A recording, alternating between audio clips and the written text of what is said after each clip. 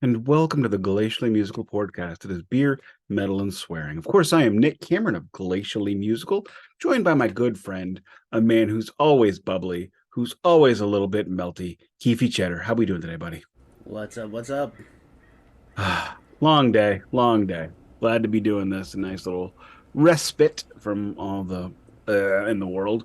But yeah, we do know that there's a lot of big news going on the other side of the world, but we are not a news program, so we are leaving that alone to give you a nice little space away from it.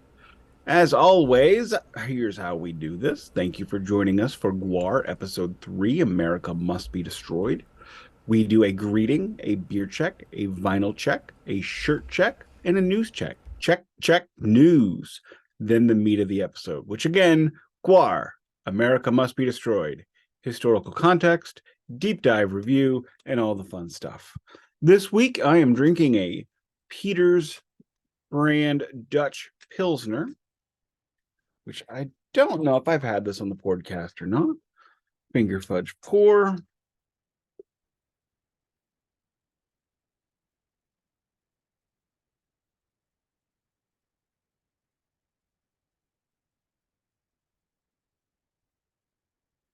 And because I know it's going to be that kind of night anyway, Oh I haven't had my. any beer. I haven't had any beer today. So this is all the beer I'm going to have today.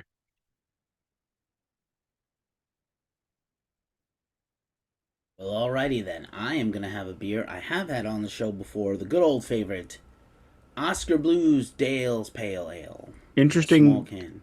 interesting side note. You're going to have as much booze in that one can as I'm going to have in these two. Oh, okay.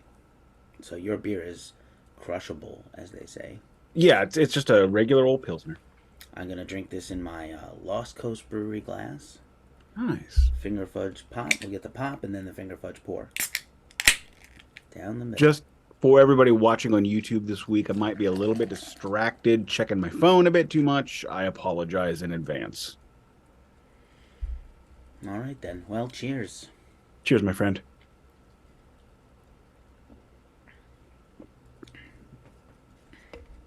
As for this week's vinyl check for me, I finally went ahead and took care of a small collection that is now complete.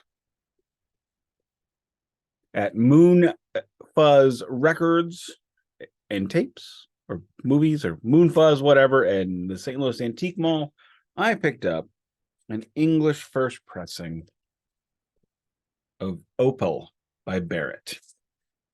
I don't buy demos typically. Already in the mylar. It is a harvest pressing, as you can see. It's got a pretty sweet gatefold. Doing my best, people. Doing my best. I I don't know what made. Oh, I know what made me. I was gonna say I don't know what made me buy it, but I do. I found it in the wild. I didn't have to order it. And the thing is for me, and I probably should have talked about this last week on our latest vinyl episode. I have a different standard of purchasing records when it's in the wild than I do ordering. I am much more likely to purchase a record if I'm on the fence if it's in the wild. This one cost me the princely sum of $40. It's got 14 tracks, 8 new, 6 demos. And I think actually it's my favorite Sid solo release. It doesn't, there's very little, it's mostly just him and his guitar. It's obviously very different from the Pink Floyd stuff he was a part of, but it is something that I really enjoyed. And I've listened to it 2 or 3 times since I got it. Cheers. Fascinating. Yeah, we just did a little review of Have You Got It Yet? Not too long ago. Mm-hmm. Mm-hmm. And that movie, it's great for everybody who doesn't already know everything. But what do you got for us this week? I'm trying a new thing where I keep a running notes of the show while we do the show instead of Oh, listen an extra time. But I still listen back. I still listen and watch back. I have a one for today, and this is a fun one and a personal one also. This is the soundtrack to the movie Fame, which has a personal Ooh. relation to my life. As you know, we did do a soundtrack chaser. We will do another, probably several, but this one in particular had an impact on my life. I came from a performing arts family. My mother was a choreographer. My brother played music, and so Daddy sang bass. And I saw this in the movie theaters as a young person and ended up going to the high school this is based on later on. So here's the motion picture soundtrack to Fame. It's got the gatefold. Nice. And pretty good copy that I spent the princely sum of $3 whole on. I think you got out cheaper than me this week. I did, didn't I? Normally don't get away this cheap. So this is one of the cheapest records I will have bought this year on RSO Records. So Irene Cara and the hit theme song, as well as the rest of the soundtrack. Not quite as good as Chorus Line, but along the same lines as Chorus Line. If you've never seen Fame, you should. I know it was remade a few years ago, modernized. I watched the television show when I was little. Watched the television show quite a lot. Was not a big fan of it. It was not my jam. I was not prepared to appreciate the arts, as it were, at that time in my life. The reality of the school going there every day is a lot different than the show portrayed. But just letting you know. I would hope it was pretty eventful during the show. Yeah, there was no singing in the lunchroom, but unless it was someone's birthday. So basically, you did not go to Bayside High. I did not go to Rock and Roll High School, kind of. But anywho, that's my vinyl check for this week. Gotcha. The only news I have you don't want to hear, so I'm going to take a pass on the news this week. Okay, ouch. You Beetlejuiced it, and it's back, and it's not even news, so I don't even want to talk about it. No, I mean like Vinnie Vincent. Didn't you have a Vinnie Vincent story? That's the. No, let's bring it. No, all right. Nobody wants to hear it, but Vinnie Vincent has announced a new singer, a dude who is a professional poker player, local guy in Nashville. He now has the quote-unquote coveted position of lead singer in the Vinnie Vincent Invasion. They have announced they are going to re-record All Systems Go, and he has made the 5th announcement of the release of Guitarmageddon Judgment Day Guitars from Hell Part 1. So even though it's now gone to press 4 times, it's ready to go to press now after he mixed it to his satisfaction. And he said after listening to the new guy sing, whose name I don't remember because it doesn't matter. We're never going to hear from him again in terms of Vinnie Vincent. He said, I said something I never thought I would say. He killed it. Vinnie, you're an asshole. If you thought you would never compliment a singer in your band, you're an asshole. I yield my time. I need to bring up the question I posed to you on X.com, Twitter.com. All right. A user postulated, what if there were 2 additional solo Kiss albums, one by the Fox, Eric Carr, and one by the Sphinx, Vinnie Vincent? Which one would you buy? Not do you own them already, records by these people. If the theoretical solo album from either or both of these guys happened, which one would you get? I don't really know how to answer this question because, yes, I already do have solo albums by these guys that wrote all the songs on an album. Would the Fox solo record be different than the 80s rock record Eric Carr made, which is mostly bad, quite frankly? It's got like 5 really good songs and then like 3 could have been really good songs because it's demos, and a lot of the demos don't even have lyrics yet. And then I've got Vinnie Vincent's first solo album, Vinnie Vincent Invasion. That's the album he wanted to write. I can't imagine it'd be much different. I don't know. If I were who would I buy first? Definitely Eric Carr, because there's just not enough Eric Carr material in the world. This isn't talked about enough, in my humble opinion. Since we have to talk about these guys, you're twisting my arm to talk about one of my favorite bands. You know, it's not talked about enough that Eric Carr did not really play on most of the Kiss albums he's on. On half of the albums after Creatures of the Night and Lick It Up, there's a lot of drum machine. and he's barely a part of Hot in the Shade. Hot in the Shade is largely just the demos that they did for the album, and that's his last album. There's almost no air, and that's actually what really sucks about the Eric Carr Rockology album, which, as we discussed last week, is again being re-released on vinyl for Record Store Day on picture disc, which I'm not purchasing. I will let the flippers and collectors and those weirdos have it. A lot of it's Bruce playing bass and guitar, Bruce Kulick, of course, and Eric Carr's drum machines. There's almost no drums on it. There's only drums on like 4 tracks. There's 4 tracks that are done, and those are the ones that have drums. So yeah, I guess, it would be, so it really sucks that on a solo record he's not even on it. He sings on it, of course, but, and I don't know. I think his singing prowess may have been overrated by Kiss posthumously, because he's not the best singer in the world. Although everybody wants you to believe that he's amazing, maybe it just wasn't done. I don't know.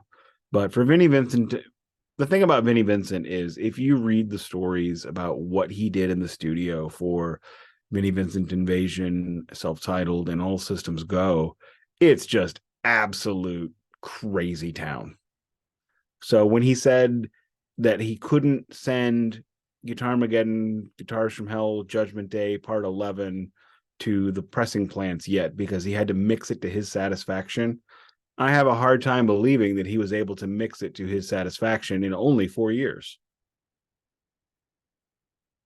Fair enough. I'm gonna pose that same question to myself because I don't ask of you anything I don't do myself, and that is, in the spirit of the Kiss solo albums, paired with, a good producer, in the same vein of those Kiss solo albums from the Dynasty era, I too would go with Eric Carr instead of Vinnie Vincent, but that's just me. I would hope he would have a better record. I also would say that Vinnie Vincent's vaunted songwriting skills are largely overrated. Largely. People talk about what a great record Lick It Up is. It's okay. It's okay. It's a better record than The Elder. It's a better record. Hilarious. Oh my God, they are hilariously bad. I mean, I know we all thought, when I was 9, I thought they were badass, but I do love Paul rapping in All Hell's Breaking Loose, and All Hell's Breaking Loose was like, I don't think people remember what a big phrase that was in the 80s. It's like, that was like, chaos. Oh, all hell's breaking loose here. But it was definitely used in a lot of movie trailers. In a world where blah blah blah, then all hell's breaking loose. Mel Gibson and Danny Glover are in Lethal Weapon. In the episode of Transformers, I never saw the movie. I actually have never seen the original Transformers movie. I know, the 1986 Transformers movie. I'm making a face. I know, you should. I did watch, however, the cartoons afterwards. I kind of picked up on it. In the episode where Optimus Prime came back and they pulled out that thing, I forget what it's called, the command thing that they put in the leader of all the Autobots, so he has all the Autobots. The Allspark. No, that wasn't what it was called. No, Allspark. That's the Michael Bay crap. Oh, sorry. I thought that's from the cartoon, though, actually. Maybe it's called the Allspark. I don't know. But it contains all the memories of all the previous leaders. Okay. And at the end, they had to take it and dump out all the knowledge, and what they did and that all the knowledge stopped whatever it was. I think it was like zombie robots or something trying to kill everybody. And the knowledge came out as a glam rock song. And in the line, there was in that song, there was the line, when all hell's breaking loose. And I'm like, oh my God, they said hell on a cartoon. Again, 1986, very different place. Very fair. 3, 2, 1, Autobots, roll out. That's my Optimus Prime impression. I was always a big fan of Rodimus Prime myself. Rodimus Prime. I like the character Rodamez from Juice, which Tupac kills. I don't know. Yeah, the mind boggles. I guess I have a news check. There are many things that I could discuss. Iron Maiden has Oh announced the yeah, first bit of tour dates for 2024. They are not Senjutsu. They but are it's the like Future Past continued. They've announced only New Zealand and Australia, in US the and Europe fall, in the fall, which means the summer is going to be Europe and the spring is going to be America, soon to be announced. which means I'm not getting a show. Oh, maybe. They won't. Dickinson has announced one tour of South America for his solo thing. That's where to go. If they tour in the spring, the spring is a really busy time in St. Louis at the hockey rink, Right? unless they would play at the Chaffetz Arena or the Family Arena. Mm. But they're bigger than those places because they fill Riverport three-quarters. They get 15,000-16,000 at a 20,000 theater in Riverport. But being as that it's been 5 years, yeah, we haven't seen them since the Lost Soul Book of Souls tour. So, Mm. you know, absence makes the heart. Oh, I do have another bit of Kiss news. They are announcing the latest shows now, starting in Cincinnati, as the final 25 shows. They are claiming this is legitimately it, and I'm gonna say I believe it only because Paul can't sing anymore.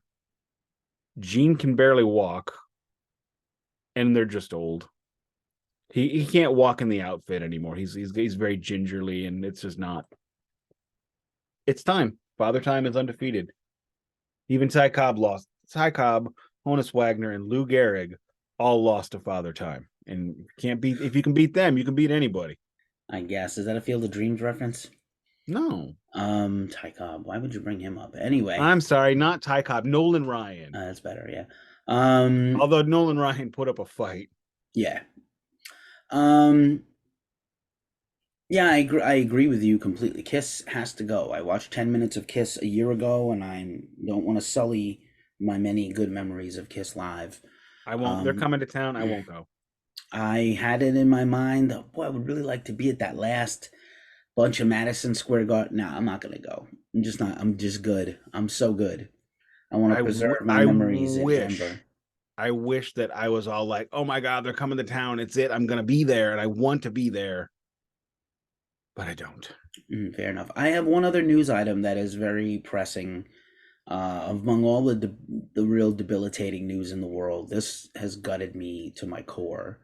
This is so 2 weeks ago, Songtradr, a music licensing Oh yeah. company, bought Bandcamp from Epic Games. Epic Games, from Fortnite. And when they bought them, they were like, we're not changing Bandcamp. There might not be contracts offered to everybody at Bandcamp currently, but like, we're not changing what it is. We want to put artists first. We want to put more money into artists' pockets. We love it. We bought it because we love this thing. Then 2 weeks later, they laid off, yesterday as we record this, they laid off almost half the company, the entire editorial staff, as well as a lot of back end people. Sources inside that were laid off and some that are still there are like, without these people, there really is no Bandcamp. So what did they really do? Bandcamp United had asked Epic Games to acknowledge the union and agree to terms before the sale. They went to Songtradr and said, these are our demands. This is what we deserve. This is to keep the company the way it is. This is what you need to do. None of that was honored. I understand that late stage capitalism is a thing. The free market is a thing that has to be allowed to be. But this is devastating. I have loved Bandcamp. I have spent a lot of money on Bandcamp, more money on Bandcamp than any other platform since iTunes was a thing. And I had an iPod and I used to spend money on that thing every paycheck. I bought 90 albums there. Yeah, I have over, I don't even want to look how many. I probably have like 135 releases on my Bandcamp. And I Very, started on Bandcamp late. not, yeah, so did I. And not to mention that I use Bandcamp at Ghost Cult for a lot of things, including album premieres and places to promote bands. There are platforms about to sprout up to be Bandcamp killers. They're not live yet. This is just horrible. Horrible, horrible, horrible, horrible. Whatever Horrible. happened to vinyl Bandcamp vinyl pressing? Did that just kind of come and go? No, they still do it. They still offered it here in Oakland, Okay. right across the bridge from me. 10 Memory minutes away. serves though, the the threshold for funding was really high on it. Mm. But there are other places if you want to get your vinyl pressed. So I went to go buy last night. I got an email. Hey, fan of Cats on Amps the Calendar, me. The pre-order is live at Bandcamp. I was like, oh, I don't want to give Bandcamp my money right now, even though I have spent an inordinate amount of money at Bandcamp. So I went and dug around for the actual link back to speakermedia.com, part of the family of Prophecy Productions labels and things. And I bought my calendar there. But yeah, just very disheartening what just happened to Bandcamp. I don't know what the future of the platform is. And that's my sad news check for the day. I do notice that you have another new thing in your lair. it's not actually new. It is just now visible. Oh, okay. It was right here. Well, I never saw it. But I decided to move it back. What is it? That is Mike Adams at his Honest Weight. I mentioned it last week. You couldn't see it, but it's there now. Okay. All right. I'm going to put another one right. I'm actually probably going to put it back here when I get something to go there. We'll put it down, like a panel down under the red one. Because it'll fill that white space. Just a thought. That is my news check for the week. I've nothing else really pressing or great to talk about. Same. My shirt check is Metallica. Injustice for All. Title track shirt. Is that a puss head, I think? Yes. Pusshead artistry. Amazing talent. Probably one of the shirts I'll be wearing at the show. Oh, okay. Yeah, I'm that guy. If I got your shirt, I'll wear it at your show. You're one of those people. Judge me. I don't care. I'll be judging all 40,000 of you. I am wearing my Heathen Empire of the Blind shirt. I will. Here's one other sort of minor thing that's not a news check, but I went to see Cannibal Corpse, who we just completed a series on Friday, and that was a fun and amazing show. It was a very deep show with blood incantation, gore guts, and I already forgot who the penultimate band was. Mayhem, who was interesting, and then about 15% of the fans left after Mayhem, much to their own disgrace. Why would you do that? I understand that like 15 or 20 years ago, black metal fans and death metal fans were in separate camps. They are not anymore. I'm still amazed at how many camps there are in metal fandom. Yeah, I understand the gatekeepering sometimes, but like I will say that if you leave early and skip Cannibal Corpse, I'm gatekeeping metal from you. That is just, unless you have somewhere to be and you have to beat the traffic, I didn't understand why. Mayhem was good. I've seen them a bunch. I've seen them do the full album play. They were good. I wouldn't say they were great. Now, if people clearly had never seen them before, were losing their minds to Mayhem. But you should not leave early and skip Cannibal Corpse. There's something wrong with you if you. I saw them with Immolation, and I think Cryptopsy. No, Cryptopsy was with Cannibal Corpse. That was a show. That was Abysmal Dawn. Immolation. No, I'm sorry. Abysmal Dawn, Cryptopsy, Obituary, Cannibal Corpse. Wow. And that show was nuts. It was at a venue that unfortunately is closed called the Ready Room. I loved it. It was a club that even had a truck load-in door. Interesting.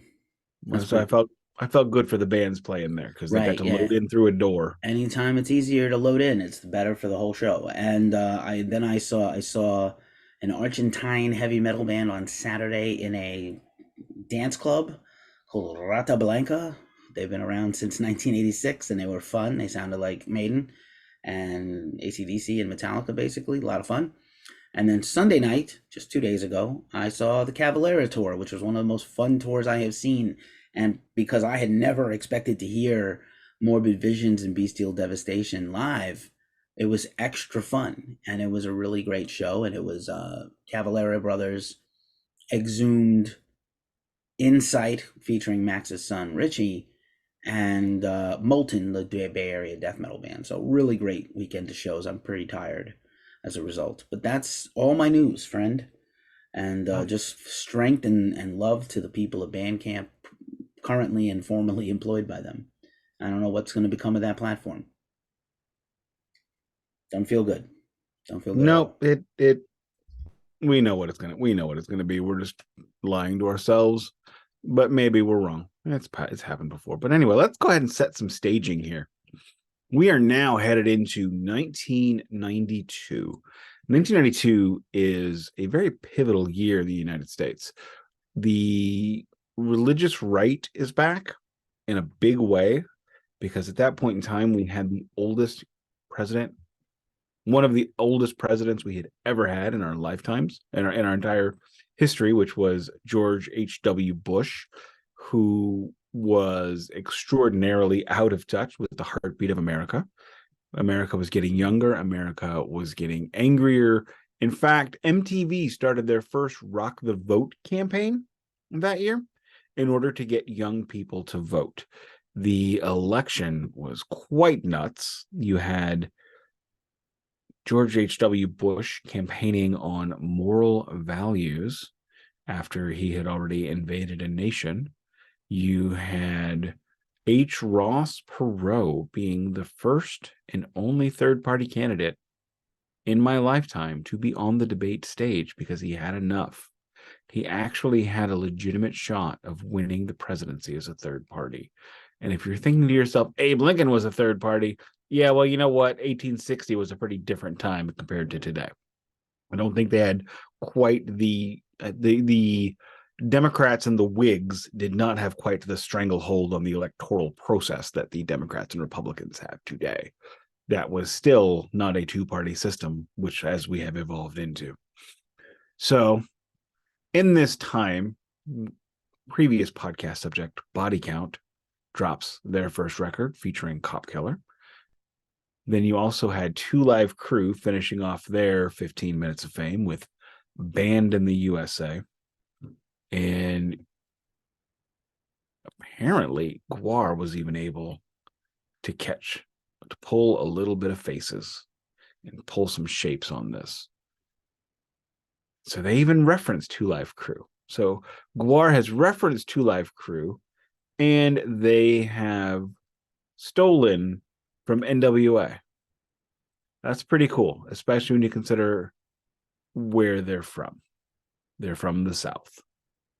And that's just, especially in the 80s and early 90s, the mass migration of Americans had not happened like it has now, where you've got millions of Californians in Texas and thousands of Alabamians in Ohio, or all of those Indiana Hoosiers that have come to St. Louis, which is why we call people we don't like Hoosiers, just for the record. So when you hear that, when you're here, know Hoosier is the biggest insult you can be called in St. Louis. Yes, we're very provincial. I did not know this. Yeah, that's how we do. Hoosier means somebody below your status to be reviled. Outsider, white trash. Anywho, so people start pointing the finger at GWAR. In fact, Dave Brockie is arrested after he gets into a bit of a scuffle with a member of the law enforcement community over a codpiece. And actually, due to my fandom of Kiss, the word codpiece has long been in my personal vocabulary. And I kind of got to wondering, why is it called a codpiece? And I Googled the etymology, as I do. And in the Middle Ages, cod meant ball sack. I don't know what came first, ball sack or fish, but just think about that the next time you're eating some fried cod. Fried ball sack. Anywho, I mean, in fairness, it's not. I think codpiece is accurate but tame.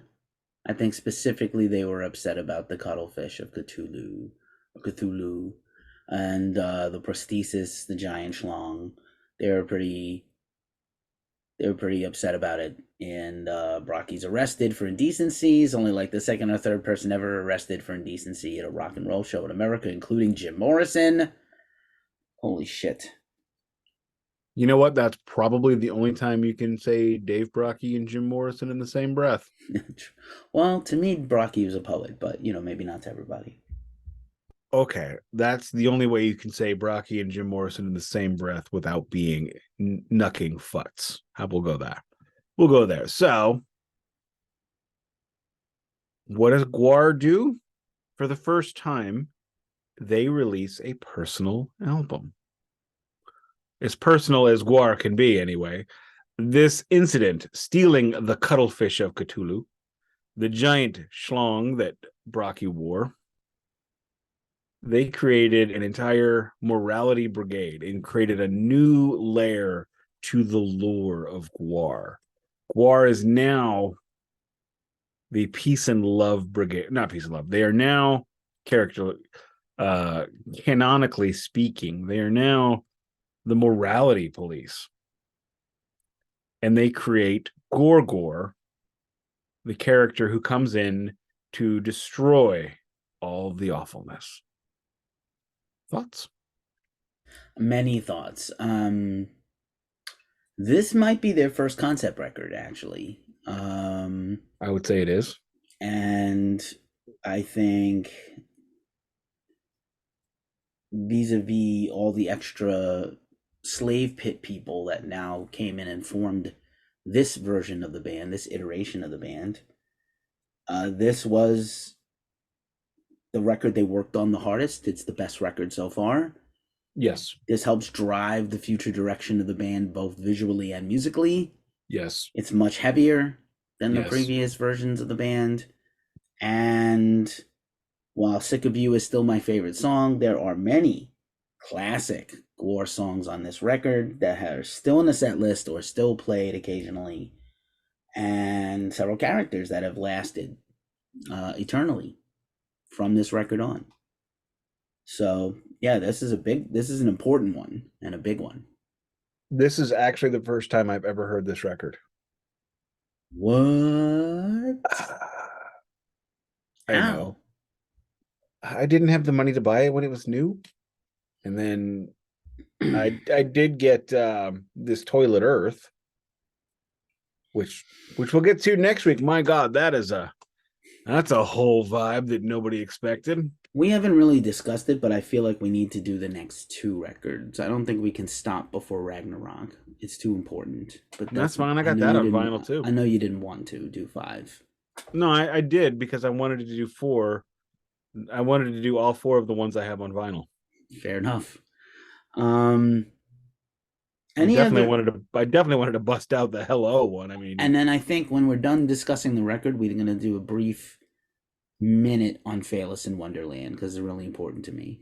All right, I'll let you handle that. So I guess now let us just rock on into the record itself. Lead the way, sir.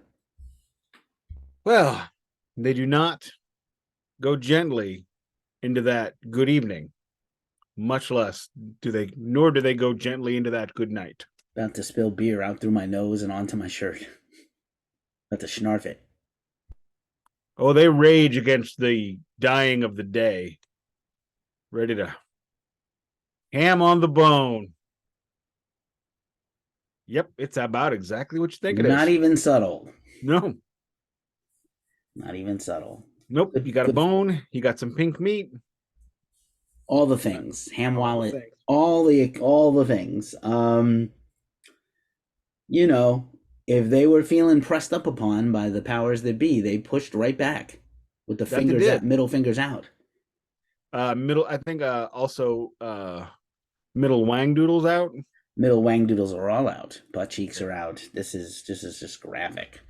They're not even trying to be discreet or funny or clever. This is just like karate chopping the status quo with their schlongs.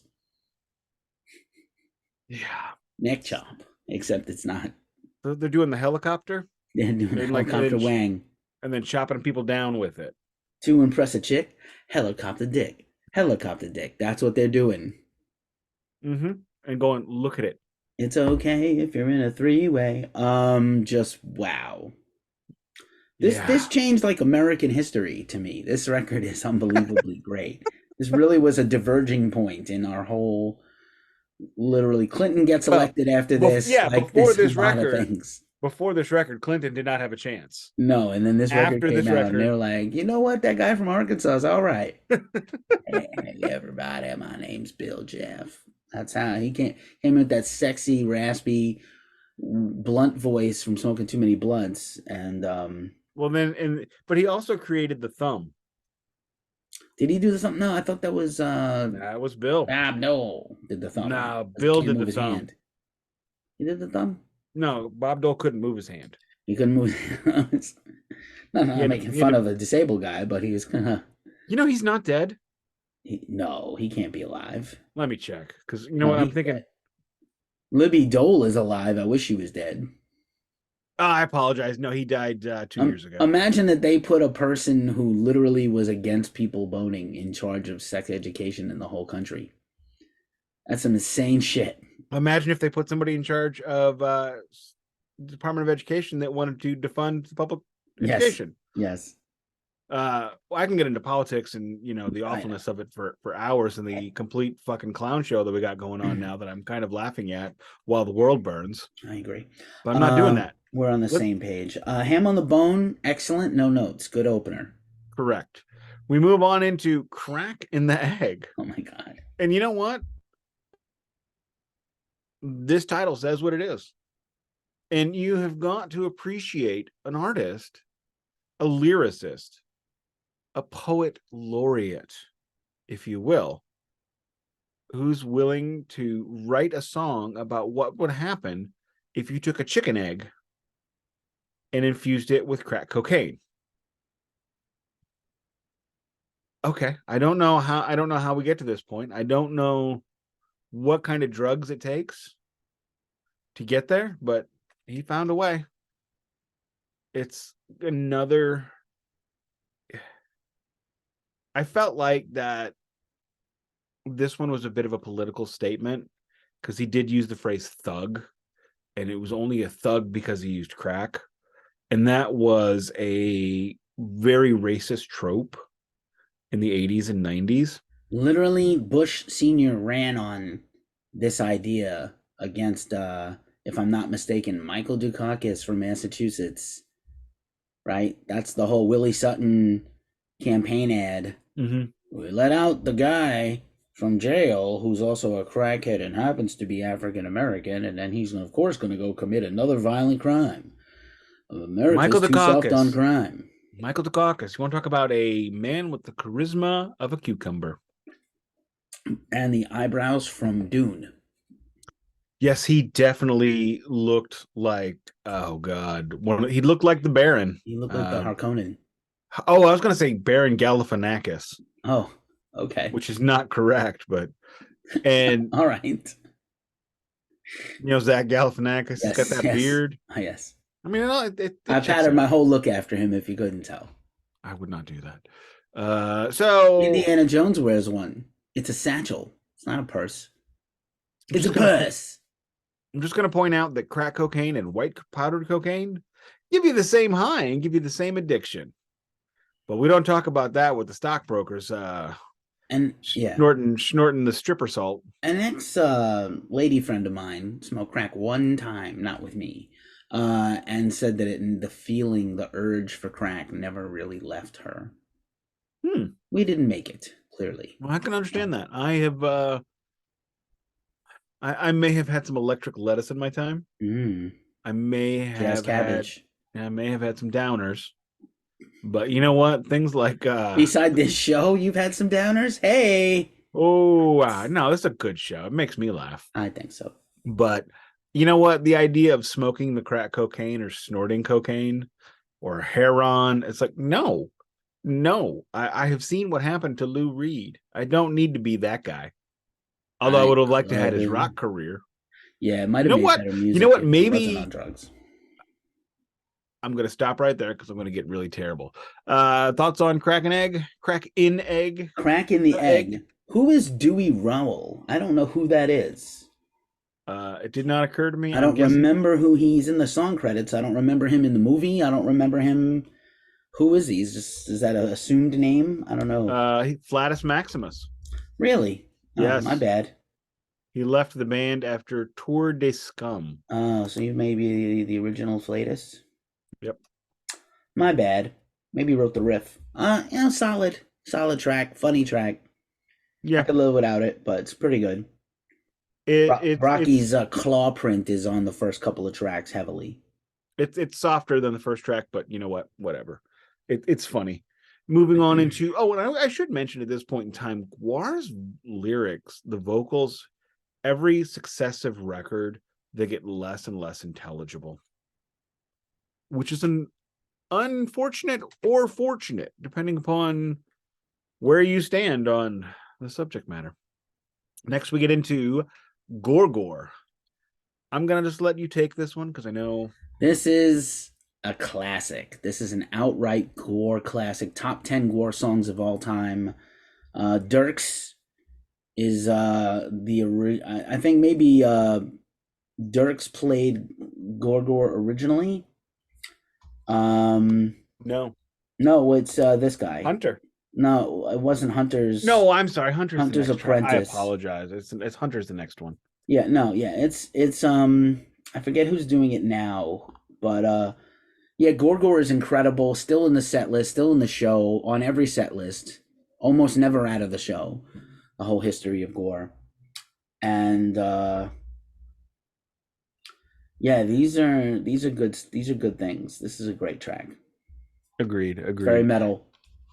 Next, we move into the Morality Squad, which I find absolutely hysterical. What track listing are you going off? I believe you have the wrong track listing. That's how I heard it on the YouTube. Did I scroll? You're the wrong track listing. I scrolled down. I'm sorry. I'm looking at the Canadian edition. No. I apologize. I apologize. Next is, have you seen me? We only acknowledge Canada for one thing and one thing only: hockey. Not the Canadian Football League? No. Not for Letterkenny? Degrassi Junior High? Well, Degrassi. Poutine? And poutine is awesome. Alberta beef? Don't know what that is. Is that sexual innuendo? No, it's actually that's where all their cows are. It's in their cows are in Alberta. Okay. Have You Seen Me is technically the next track. It's a Brocky. Yes, I apologize. I had scrolled down looking at the person. We could have skipped it. It's actually an okay track. It's not great. It's probably the weakest track on the whole record to me. Now, correct me if I'm wrong, but this is the old-timey one. I like this one. I didn't need it. It's okay. No one needs any GWAR songs. GWAR is a luxury. You take what they give you, you put it in your big gulp, and you drink it. As we'll discuss a lot next week on the inside cover of This Toilet Earth, which maybe I don't want to do that now that I say it out loud. Now, this one's fun. This is like NPR kind of music. They're playing some like 30s jazz for a reason. And you know what? Dave Brockie could sing a lot better than probably anybody gave him credit for, if I'm being honest. But fun track. Not a great track, but a fun track. I need it. Fair enough. Moving on into the Morality Squad. Vocals by Edna P. Granbo, as portrayed by Hunter Jackson. This is an important one. This one's fun. This is where they reference Two Live Crew. The Arrest, Indecency, Cuttlefish. You might be dirtier than Two Live Crew. You might be dirtier than Two Live Crew. Humongous important song in the band because from this track comes the band's fan base nickname. If you have a fan base with a nickname, you probably have an awesome band. Or you Juggalos. You got a lot of gatekeepers. I'm looking at you, Kansas wheatheads. Oh, maybe. But the Morality Squad... I saw Kansas Squad, and the vibe was messed up. I know. The Morality Squad gives us Bohabs. Habitually boring, which is what Bohab stands for, but actually not boring because most Bohabs are amazing. And gave GWAR everything back. Like everything GWAR gave us, Bohabs get given us back. By becoming not just a fan base, but a culture around a band, which is insane. Well, if the band created a culture around the band, so the fans created a culture around the fans, which created a culture around the band, and the band had a culture around the band, which creates culture around the fans. Fans, bands, fans. Something. So, next we move on into the last track on side one, although there was no original vinyl release of this record in America. I looked it up today. They did release it in Brazil and Europe. But this track is completely unnecessary. It is an instrumental, which is not that great, that is populated by samples that have nothing to do with each other. Politicians, actors, whatever. Not that great. Dave Musso, aka Musso, is the samplist, turntablist on this record, and is on a few tracks. And yeah, I mean, I don't know why this is the title track when Morality Squad would be a better name, but America Must Be Destroyed is very potent as a name. Good title track. But not, well, the good name. I don't think the track is necessary. It's a good name for the album. Yes, yeah, for a GWAR album. Yes, because that's what GWAR is doing. GWAR was set loose to destroy America. Yeah, and it's very punk rock. This is in a lot of ways a little throwback to little Death Piggy, little DP, yeah, a little bit DVD, and also we talked about X Cops last week on the Record State Rundown. That's a very similar vein as Death Piggy. All right, let's flip the record. We get into Gilded Lily, and I got to be honest, we're in the soft underbelly, my friend. Yeah, here it is. These three songs. Yeah. You know the expression "gilded lily," right? You can't gild. I don't. It's the British expression. You can't perfect perfection. Means you can't gild a lily. You can't gold plate a lily because it's already perfect. You can't encase it in amber. A Brocky, Bishop, and Dirks production, and it's an okay track. I'm going to point out something real quick. This record is 48 minutes long. Too long. I found 7 minutes we could have cut. Yes. I mean, America Must Be Destroyed. Yeah, I get why. I think 12 minutes could have been cut here. Well, yeah, but I mean, cutting it down to 40. You could easily cut down America Must Be Destroyed to a tight 2. Mm-hmm. Then Gilded Lily, we could just cut that down to not on the record. Really, it's completely useless. Move on into Poor Old Tom, and Poor Old Tom feels like an attempt to recapture the punk crossover vibes of Hello and completely not remembering how they did it. Remember that cake I baked you? Me neither. This is this song. Yes. And then we move into Rock and Roll Never Felt So Good. All right, we are back on the upswing. It's a good fun time track. All right, we did it. Thank you. Completely written by Bishop. You can tell this is not by Brocky because there is no penetration of any sort. I believe. I did not check the lyrics. I'm just gonna assume butt stuff. Yeah, Bishop's around the rim, not like Yeah, oh, okay. Just a mushroom stamp on the hole. Bishop is all over this record in the best possible way. He came in on the last one and he really dominates the writing of this record in a good way. He's very talented. Still my favorite character name. Beefcake the Mighty, yeah. It's like Mojo. He is Mojo Dojo Casa House. Yes, this is a good song. Love this one. All right, moving on into Blimey. 3 minutes of something I don't recall. Nothing Burger. I could skip this one also. Okay. Yep, there we go. Road Behind. Here we go. We're getting back into it. Me or you? Going out on a very high note. These are their last two songs. Road Behind is their ballad. They have no other ballads before this ballad. This is an incredible song. What about Pookie? And Pookie's all right. This is it. This is Odorous and Beefcake. This is got sentimental value to me and many GWAR fans. And as you know, when they went out on the tour following Odorous's death, this was the centerpiece of the show, where they had his costume and sword and cuttlefish on stage. And they stopped the whole show to sing this, and it was not a dry eye in the house. A song so good they made an EP out of it later on. Like, it's that. They tried to make a hit single out of it because it deserved it. Hard to believe he's been gone for as long as he It's has. almost 10 years. It's messed up. It's gonna be 10 years in a couple of years. It's 8.5 years. Kids, seriously, if you're listening and you're Don't do thinking, the heroin. don't do the heroin. It does, and if you get pain meds, that's still heroin. So careful. Yeah, if it grows in the ground and it's not synthetically processed, it's probably okay for you. No, because that's still opium. Well, I don't know. People are not really doing opium anymore, and Opium becomes yeah, morphine, which but becomes when heroin. it's synthesized, like that's what I'm Yeah, talking about. don't do any of those. Don't do them. And then we have really not talked about Slimenstra Hyman at all until this final track. They've had GWAR women before, but the GWAR woman is Danielle Stamp, Slimenstra Hyman. Integral to this era of the band from now until the early 90s, maybe even the mid 90s. A 10-year run with the band. Shall I go with this last one, or you can't utter the words Pussy Planet? I'm not good with that.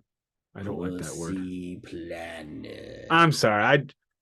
I like the term hoo-ha. I like coochie. I like things very simply from the 70s. I once blaxploitation movies. Coochie. There's no great terminology for, as Samuel L. Jackson would put it, the holiest of holies. The holiest of holies. Pussy Planet is incredible. It was meant to be a duet, but it really ends up just being Beefcake with a little backing vocals from Slimenstra. And fun fact you may not know, GWAR considered suing Nirvana over the song Rape Me, also rankling Nick's rankles and hankles, because the chords are eerily similar. Now, I'm going to tell you, in the history of rock and roll, 4 and 6 chord ditties with that same chugga chugga riff. My Girlfriend is a Centerfold. We've all heard the 4-chord song. More Than a Feeling. When I Come Around by Green Day. Under the Bridge. But like... Don't Stop Believin'. Don't Stop, but like, yeah, anything that's like... and Rape Me, which was basically a spoof on Nevermind, Smells Like Teen Spirit. The demo for Rape Me actually precedes even Nevermind, so it preceded this song even. But GWAR considered suing Nirvana. It probably would have been a really great publicity stunt because the riffs are similar, similar chords. I would have loved to have seen Odorous go to court as cross-examining. Yes, Kurt. Arrest my case. Like, yeah, he definitely would have been. Because Kurt probably loved GWAR. Kurt was given to ridiculousness, and he probably adored GWAR. He probably would have loved being sued by them because he didn't care about the money. He didn't care about the fame. He would have paid them off just to make it a good thing. But these last 2 songs save the soft underbelly of the record for me and elevate the record. The beginning of the record the beginning of the record, Road Behind and Pussy Planet. Elevate this to a higher tier than it probably was going to be. But this is a very important record in GWARdom. If those 3 tracks aren't there, this record falls off a cliff. Yeah. The soft underbelly happens before you flip the record. I get why. I kind of get why they tracked it the way they did. In the 90s, tracking a record got different than it was in the 70s and 80s. You start strong, you finish strong on each side. But then when we went to the CD era, there's no longer sides. And I know people, if you are under the age of 30 listening to this, thank you to begin with. I'm trying to have some fit and drip and Riz. Trying to sound cool like the kids. So W Riz and whatever. But the idea of there not being sides to an album until 1992 was completely unheard of. How many times do you remember listening to a cassette tape where one side was longer than the other? So you had like this pile of nothing for a minute. And so you put tracks 1 and 4 and tracks 5 and 8, where you're always your 4 strongest tracks. Think about, say, Metallica Ride the Lightning. Not that one, because Escape is track 5. But like Metallica, Master of Puppets, you've got Battery track 1, Sanitarium track 4, Disposable Heroes track 5, Damage Inc. track 8. I mean that, and then there's some quality shoved in there as well. But I mean, if I'm being honest, the softest song on that one is probably the thing that should not be, but it's still a great song. So, but it's still not as high a quality as the others. And then Metallica always stuck their title track in track 2 for some reason. But now we get into the CD age and we don't flip anymore. So everything gets front loaded with the quality. You put your best stuff, your best foot forward, as it were. Take that how you want, but I like it the other way better. And that's not just because of my vinyl fetishism, but it just makes it easier to finish a record if you've got something to look forward to. But yes, these last few tracks really improve the record. They take it from what could have been a B-, could have been the worst record so far, and bump it up to at least as good as Hello. Still not quite as good as Scumdogs. No, Hello's my sentimental favorite. In between the two, probably. Yeah. A solid B. Yeah. I would like to talk for a minute about Phallus In Wonderland, because I think it's really important before we go on to Toilet next week. And yeah, there is a Canadian version of the album. I don't know why. Maybe which it was has censored. Canada. Because it was censored extra there. I don't know why. It was? I guess. I don't know why they made a separate O Canada version with a different track listing with different tracks and demos. It's got one called Crackdown. Yeah, that's a replacement. Yeah. So later. Oh my God. O Canada is an instrumental created with a crying baby. A sample, various samples of a crying baby replicating the song O Canada. Yeah, I'm gonna have to. Right, literally. I'm gonna have to seek this out because that is like the greatest thing I've ever. That is the glorious GWAR that ever GWAR. It's pretty fun.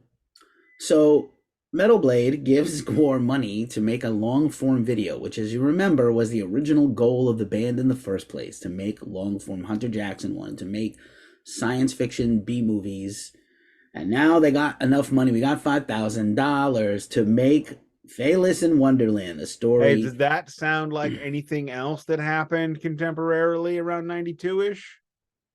A year and a half in the life of Metallica? No, long-form video. November Rain? By a band that dresses up in funny outfits. Big stage show. Motley Crue? Kiss? No. Little Pig. Oh, yeah, Green Little Jelly. Pig. No, it's Jello. Green Jelly. It's spelled jelly, but pronounced Jello. Yeah. They were sued. Yes. But this is around the same time many they released GWAR Serial Killer followers at this point, including the founding of Mushroomhead and the eventual creation of Slipknot, are all owe a spiritual debt to GWAR. But Phallus In Wonderland, created by the band, specifically Hunter Jackson, and produced by Dean English. This was really my first full-on expo. Like, I knew GWAR, I heard some GWAR songs, I knew of GWAR, but I really didn't know GWAR until I saw this. And basically the best friend of the drummer of my band at the time in the world showed me this, and it just blew my little mind and really made me into a fan. But it's absurd, it's crazy, it's offensive, it's great. And it basically uses the music of the album to do it, and they meant to not make a good thing. They meant to make it bad on purpose, but it actually was so good it was nominated for a Grammy for best long form video. Give me a pause. All right, I'll stop. So, everybody, I'm sorry. I was gonna jump right in and help us seamlessly. I know. I needed the pause because the reason why I was checking my phone, it came through. It was a phone call, not a text. Everything's fine. Everybody cheer for Nick. Yay. Okay. Sorry, I am in as everybody knows about this overtime house, and the 11th hour into the red. The sale is imminent. And I have already gotten approval to purchase Motley Crue self-titled on vinyl. No. It sells. Don't. Spend your money better on other things. Now I'm buying it twice. Oh, God. And I'm going to take one and hit you with it. Great. I can't wait. I can't wait. Phallus in Wonderland rules. I highly recommend you go back and find it. I believe the entire thing is on for free on YouTube, but you could also buy it from the band. Um, it was on originally on VHS in '92 and on DVD in 1999. Has been out of print since 2002, but there are some remaining copies out there in the world. According to Wikipedia, which we know not to fully trust, I trust it. people have bought this for as much as $120 on the interwebs, giving it mythological holiday special Star Wars vibes. You ever seen that? Holiday special? I own it. Oh my god. It was gonna be. I decided since I found it on YouTube that it was gonna become a Cameron family tradition until we sat down to watch it. It's pretty terrible. It took 3 sittings to finish a 90-minute thing. GWAR was nominated for a Grammy for Phallus in Wonderland. Let's just focus on that for a second. Sure. They did lose to Annie Lennox, hilariously, for her long-form video, for her big hit album from that time. Her That's first like solo record. Straight up Jethro Tull vibes. Straight up now tell me. Yeah, it's pretty bad. For her album Diva, her debut solo album, which was a humongous, like unbelievable huge hit. Why? I remember that. Walking on Broken Glass, Cold, Little Bird. She had a song on the Dracula soundtrack. It's a pretty great record. She's incredible. Great voice. I love the Eurythmics. I don't love her solo work. Interesting.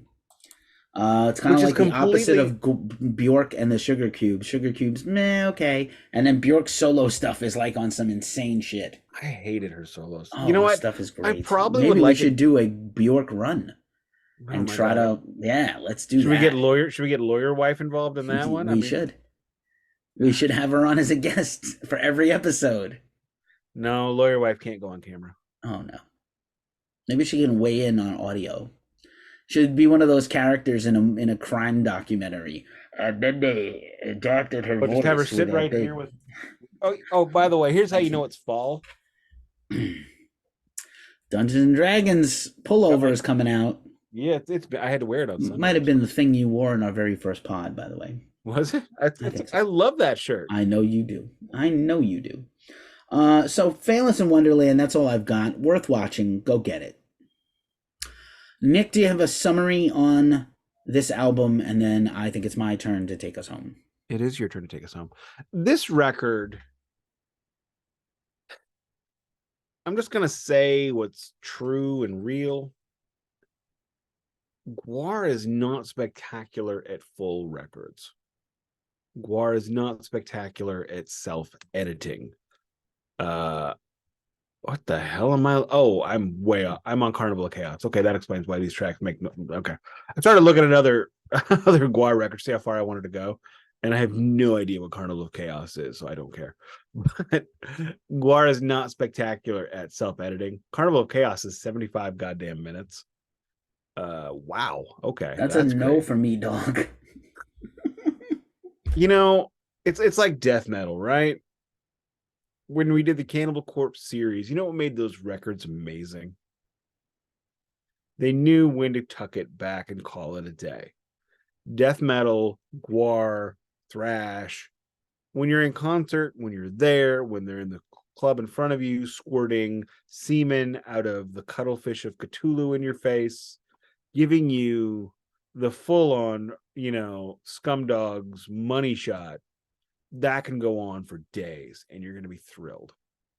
However, when you listen to a record and they're not great at differentiating their sound very much.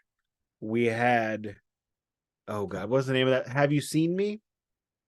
Which is the only song that doesn't sound like all the rest of them on this record. The instrumental on this record sounds exactly like all the rest of the songs, which is why it's completely useless. So when you have that, you get what I used to refer to when I was reviewing records on the daily, ear fatigue. And that's why bands like Metallica sell billions of records. There is no Metallica record apart from Saint Anger, because fuck that thing. Actually, I reread my article on it that you posted, that you actually published, and my God, I don't know why you did, because it was terrible. But I mean, it's terrible source material, so I mean, you're not going to be able to do anything good with that. You can't polish a turd, Beavis. But then a 35-minute GWAR record would probably be perfection. Then they do the smart thing. The really smart thing they do is they bring in other vocalists. Dave Brockie, all he does in this band is sing. He is the front man. He is odorous Arungus. He doesn't play an instrument. If he's not singing, he's not on it. And he yields his time multiple times each record. That's helpful. However, they have never, this record and the preceding have not reached the level of differentiation of Hello, which is a big part of why I like it. Hello reminds me of DRI. It reminds me of Power Trip. And I love crossover thrash. And we should do a DRI run, because I would just get my hamburger boner all up on that one.